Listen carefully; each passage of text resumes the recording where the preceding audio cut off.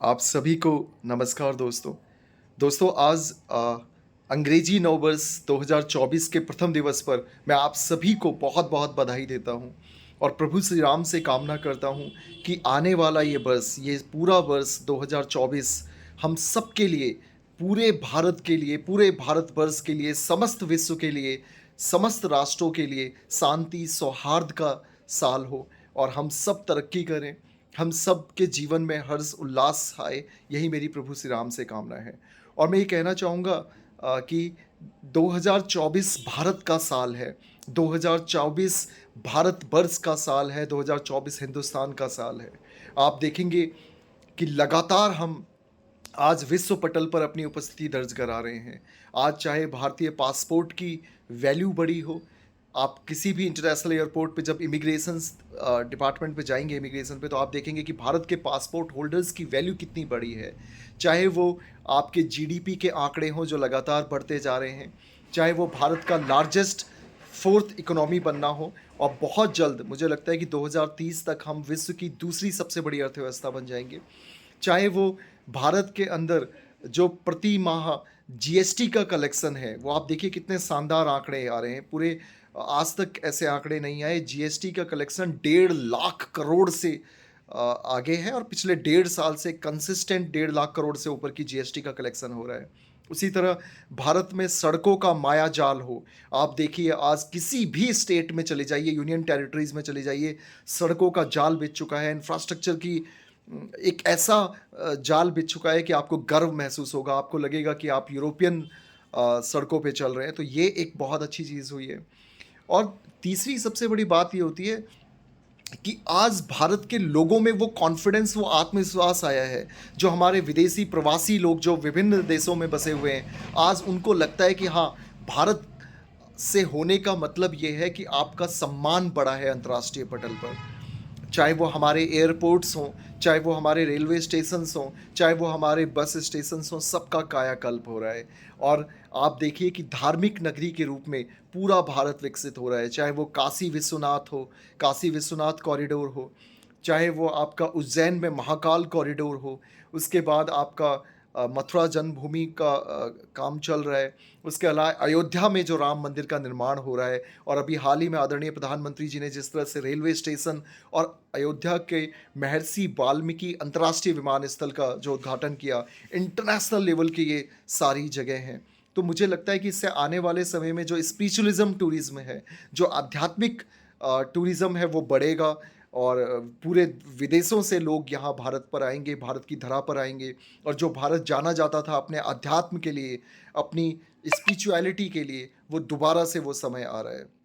इसी तरह अगर आप देखें कि 2023 में भारत का शेयर मार्केट दुनिया का तीसरा सबसे बड़ा शेयर मार्केट बन गया, तो ये अपने आप में कहता है कि जो इंडिया के लोग, जो भारत के लोग फाइनेंशियली लिटरेट हुए हैं, जिस तरह से पिछले 3 साल में 4 करोड़ डीमेट अकाउंट से आज करीब करीब 11.5 करोड़ डीमेट अकाउंट खुले हैं, लोगों का पैसा शेयर मार्केट में आ रहा है। म्यूचुअल फंड में 40,000 करोड़ से आज 1.5 लाख करोड़ तक का हमने सफ़र तय किया है। म्यूचुअल फंड, बॉन्ड, एनपीएस और जितने भी गवर्नमेंट डिबेंचर्स और सॉवरियन गोल्ड बॉन्ड, इन सब में भारत के एक आम नागरिक की प्रतिभागिता भी बढ़ती जा रही है। तो मुझे लगता है कि आने वाला समय हिंदुस्तान का समय है, आने वाला समय भारत का समय है और मैं बहुत पॉजिटिव हूँ। न कि किसी एक पार्टी के कार्यकर्ता के तौर पर, बल्कि एक सामान्य नागरिक के तौर पर भी जितना मैं देख पा रहा हूँ, हिंदुस्तान तरक्की के नए आयाम को छू रहा है। हिंदुस्तान एक ऐसी ऊंचाई पर पहुंचने जा रहा है जहां पर अब कोई हमारी टक्कर में नहीं रहेगा। तीसरी बात, कुछ विपक्षी दल ये कहते हैं कि भारत के ऊपर विदेशी कर्जा बढ़ा है। तो दोस्त, जिस तरह से कोरोना महामारी के बाद और कुछ वैश्विक आपदाओं के बाद सिर्फ भारत पर नहीं, विश्व के हर देश पर कर्जा बढ़ा है। आप अमेरिका का देख लीजिए, अमेरिका पूरे आज तक के इतिहास में इतना कर्ज में कभी नहीं था, अपनी जीडीपी के 80% कर्ज पे है। तो मुझे लगता है अमेरिका हो गया, जापान हो गया, यूरोपियन कंट्रीज़ हो गई, सब बहुत ज़्यादा कर्ज पे हैं। और वो इसलिए था कि जो वैश्विक हालात बने, जो कोरोना महामारी आई, उसके बाद जो इज़राइल और रसिया का युद्ध हुआ, उसके बाद जो अभी इज़राइल हमास और ये रसिया और यूक्रेन का युद्ध चल रहा है, इससे जो काफ़ी फ़र्क पड़ा, कच्चे तेल की कीमतों पे फ़र्क पड़ा, उससे कहीं न कहीं कर्जा बढ़ा है। लेकिन घबराने की कोई ज़रूरत नहीं है। देश में जिस हिसाब से कर्जा बढ़ा है उससे 10 गुना ज़्यादा काम हो रहा है, इंफ्रास्ट्रक्चर पे काम हो रहा है, टेक्नोलॉजी पे काम हो रहा है, सड़कों पे काम हो रहा है, टूरिज़्म पे काम हो रहा है और ये पैसा इकोनॉमी में ही आ रहा है। ये पैसा कहीं जा नहीं रहा है। आप देखिए आज एक भी घोटाला नहीं हुआ है। आज एक भी बड़ा घोटाला आपको सामने नहीं आया। तो मुझे लगता है कि भारत आने वाले समय में ग्रो करेगा, मैं बहुत पॉजिटिव हूँ। स्टॉक मार्केट ग्रो करेंगी, जो हमारी टॉप 100 कंपनीज़ हैं जो निफ्टी और सेंसेक्स की वो ग्रो कर रही हैं, उनका मार्केट कैपिटल बढ़ रहा है। तो पीएसयू बैंक्स आप देख लीजिए जो कि कभी हिलते भी नहीं थे, पीएसयू सेक्टर में इतनी तेज़ी आई हुई है। तो मुझे लगता है कि मैं बहुत पॉजिटिव हूँ, जिस तरह से इंफ्रास्ट्रक्चर काम बनेगा और वो सब बढ़ेंगे, हमारी इकोनॉमी बढ़ेगी। और 2024 में चुनाव का समय है। मुझे ऐसा लगता है, पर्सनली मुझे ऐसा लगता है कि 2024 का चुनाव का समय है और भारतीय जनता पार्टी पूर्ण बहुमत के साथ 400 से ज़्यादा सीटें लेकर दोबारा एक बार आएगी और उससे एक और सकारात्मकता का माहौल बनेगा, एक पॉजिटिविटी आएगी। लगातार 3 साल, 3 टर्म मोदी जी के हो जाएंगे और मुझे लगता है विकास कार्यों में तेज़ी आएगी। उसके बाद यूएस में इलेक्शंस हैं, तो यूएस इलेक्शंस की वजह से भी स्टॉक मार्केट और वो सब अच्छा रहेगा। तो कुल मिला के भारत की स्थिति बहुत अच्छी रहेगी। भारत अपने एक विकास के पथ पर अग्रसर है और जिस तरह से काम हो रहे हैं, चाहे वो 13.5 करोड़ शौचालय घर हों, चाहे वो 10 करोड़ प्रधानमंत्री उज्ज्वला गैस के लाभार्थी हों, चाहे वो आवास 3.5 करोड़ से ज़्यादा प्रधानमंत्री आवास योजना के लाभार्थी हों, चाहे आज डिजिटल क्रांति आ गई हो, चाहे आज किसानों को जो 12,000 रुपये किसानों के खातों में डायरेक्ट पहुंच रहा है वो हो, चाहे वो छात्रवृत्तियां हों, एक से एक काम हो रहे हैं भाई साहब, एक लंबी लिस्ट है। तो मुझे लगता है कि आने वाला समय भारत का समय है, आने वाला समय राम राज्य का समय है, आने वाला समय युवाओं का समय है। भारत अकेला एक ऐसा देश है जिसकी युवा आबादी यानी 35 साल से कम के लोग हमारे यहाँ 65% से ज़्यादा है। तो आज दुनिया की सभी बड़ी कंपनियों को मजबूर होकर अपने प्लांट्स भारत में खोलने ही पड़ेंगे, क्योंकि हमारे पास काम करने वाले लोग ज़्यादा हैं, युवा लोग ज़्यादा हैं। टेस्ला ने अभी एक कॉन्ट्रैक्ट किया है कि वो गुजरात में काम कर रहे हैं।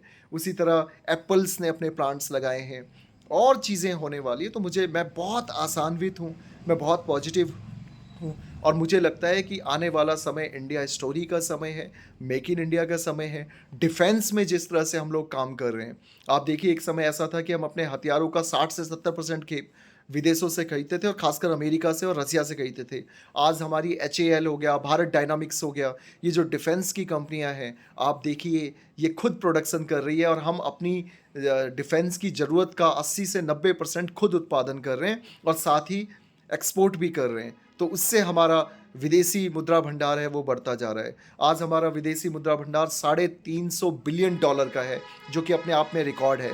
तो ये सारे आंकड़े जो मैंने आपको बताए, ये बताते हैं कि भारत एक बहुत ही मजबूत स्थिति में है, भारत एक बहुत ही ताकतवर स्थिति में है और आदरणीय मोदी जी के नेतृत्व में लगातार हम तरक्की करते जा रहे हैं, लगातार ग्रो करते जा रहे हैं। तो पॉजिटिव रहिए, स्वस्थ रहिए और अपने अपने काम पे फोकस कीजिए, अपने अपने आप को स्ट्रांग बनाइए, मेंटली स्ट्रांग बनाइए, फिजिकली स्ट्रांग बनाइए और नए साल पे रेजोल्यूशन लीजिए कि नेगेटिविटी से दूर रहें, नकारात्मक प्रवृत्तियों से दूर रहें, नकारात्मक लोगों से दूर रहें और एक पॉजिटिविटी के साथ, एक संयम के साथ अपने अपने क्षेत्र में अपने अपने तरीके से राष्ट्र की सेवा करें। यही होगा। और अंत में सुमित्रा नंदन पंत की 2 लाइनें हैं कि तन समर्पित मन समर्पित और ये जीवन समर्पित, तन समर्पित मन समर्पित और ये जीवन समर्पित, चाहता हूँ देश की धरती तुझे कुछ और भी दूँ। जय हिंद, जय भारत। आप सभी को पुनः अंग्रेजी नववर्ष के 2024 की हार्दिक शुभकामनाएं। धन्यवाद।